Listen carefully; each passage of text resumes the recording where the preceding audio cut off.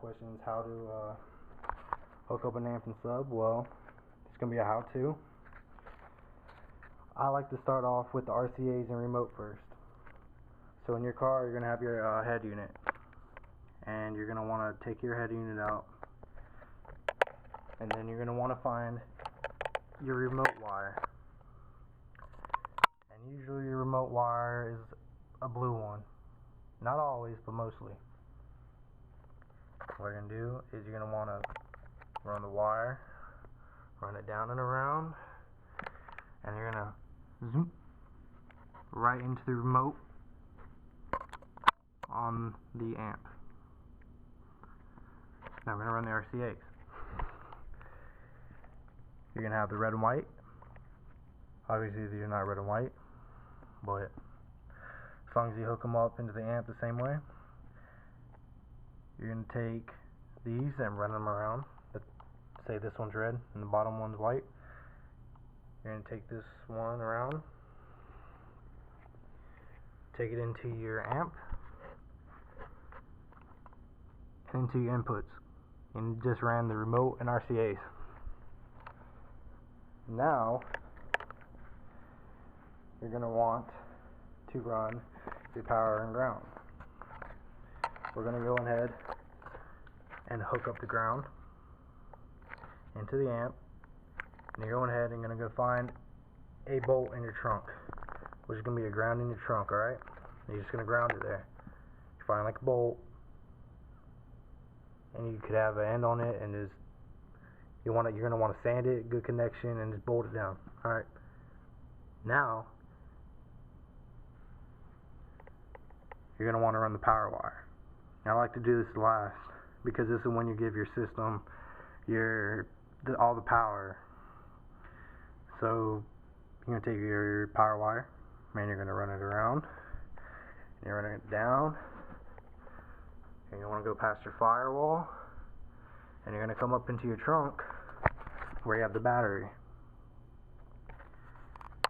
And like I said, I like doing this last, so I'm not going to have my connection. And once everything is hooked up, once I have my amp all hooked up with the remote RCAs and ground, you're going to want to head, and you're going to have your terminal on your positive, however it is, and you're going to take the screw off or lose it, whatever you got to do, and then zoom. And most of the time there will be sparks, because that's when you're giving it power. You're going to give it power, and it's going to create some sparks. Don't worry if there is. That's normal, okay? A lot of people are scared when that happens. But one thing I want you to make sure you always do is you want to have a fuse on here. Because if somehow you get too big of a surge of power, it's going to pop the fuse, alright? This fuse will pop, break in half. So no more power can flow through the system.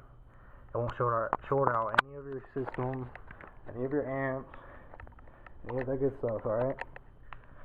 Another thing, I like putting a fuse no more than a foot away.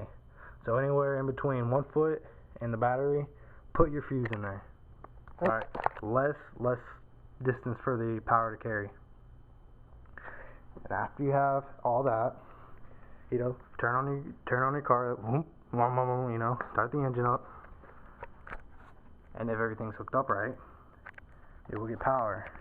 And then pretty much every single amp has a power and protect, and this should light up. Power button should light up. If that lights up, you got power. Your remote's hooked up right, you got your power, you got your ground, you got all this stuff. And then all you're going to do, you're going to take your sub. You have your sub right here, alright?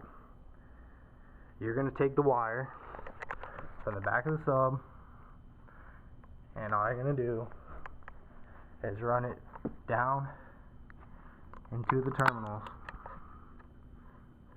just like so.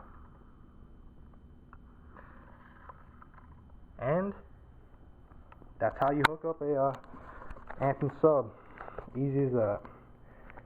And David, I know you're asking. I hope this clears it up.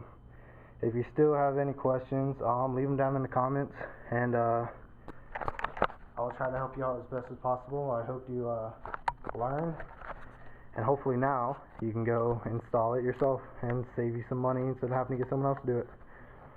And that's always good. More money for audio. Well, thanks for watching. Like, comment, subscribe. Sullivan Designs.